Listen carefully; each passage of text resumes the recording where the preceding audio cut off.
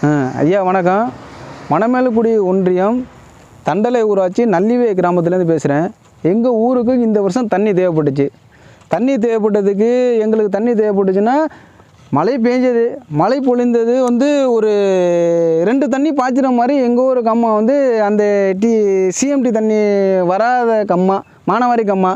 அதுலேருந்து எங்களுக்கு லாஸ்ட்டாக கருது இருக்கிற இடத்துல ஒரு தண்ணி தேவைப்படுச்சு. தண்ணி தேவைப்படுறதுக்கு மறுபடியும் போய் கேட்டோம். கேட்டதுக்கு அவங்க என்ன சொன்னாங்கன்னா,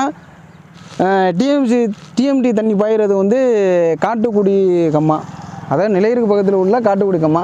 காட்டுக்குடி கம்மாயிலேருந்து அடுத்து கீரனூர் கம்மாய்க்கு பாயணும். கீரனூர் கம்மாயிலேருந்து அடுத்து வெள்ளூர் கம்மா.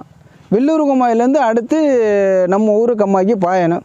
ஆக்சுவலாக பார்த்தாக்க வெள்ளூர் கம்மா நிறைஞ்சி நல்லியூ கம்மாய்க்கு வர்றது தான் பாசனம் சறுக்கையெல்லாம் இருக்குது. ஆனால் அவங்க என்ன பண்ணிக்கிட்டாங்கன்னா, எங்கள்கிட்ட காசை வாங்கிக்கிட்டு அந்த சறுக்கையில் வர்ற தண்ணியை கூட காசுனால பண்ணிக்கிட்டு இருக்காங்க. அது நீங்கள் தயவு செய்து இருக்கிற நீதிபதி ஐயா அவர்களும், மேற்கொண்டு இருக்கக்கூடிய கலெக்டர் அவர்களும், மேற்கொண்டு இருக்கக்கூடிய முதலமைச்சர் அவர்களும், முதலமைச்சர் ஐயா அவர்களும் அதை சரி பண்ணணும்.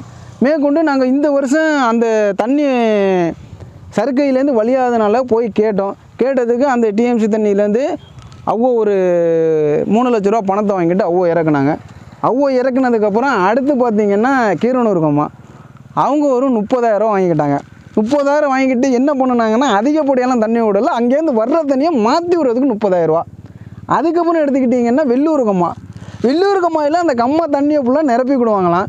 நிரப்பிக்கிட்டு உங்களுக்கு தேவையான தண்ணிங்க வாங்கிக்கணும்னு சொல்லிட்டு 4 லட்ச ரூபா பணம் வாங்கினாங்க. அதே மாதிரி நம்ம ஊரை விலையை வச்சாங்க. விலையை வச்சுட்டு இப்போ என்ன சொல்கிறாங்கன்னா, பணம் கொஞ்சம் போக வேண்டியது போல் இருக்குது, பணம் கொஞ்சம் போகாமல் இருக்கும், பிரச்சனை பண்ணிக்கிட்டு அப்படி இப்படி பண்ணி பிரச்சனை பண்ணினாங்க. நம்ம கருது அறுத்துட்டோம். ஆனால் இதை நம்ம வருஷம் காசு கொடுத்தே பண்ண முடியாது. இதை நீங்கள் என்ன பண்ணணும் அப்படின்னு கேட்டாங்க,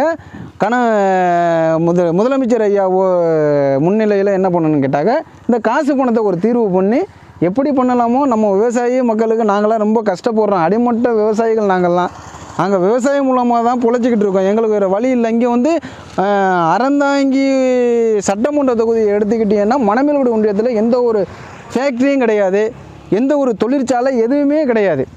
இது நாங்கள் விவசாயத்தை நம்பி தான் இருக்கோம். எங்கள் விவசாயிகளும் பணத்தை வாங்கிட்டு தண்ணியை விடுறாங்க. அது எங்களுக்கு வாழ்வாதாரமே ரொம்ப பாதிக்குது. இந்த மாதிரி இருந்துச்சுன்னா மேற்கொண்டு நாங்கள் உங்கள்கிட்ட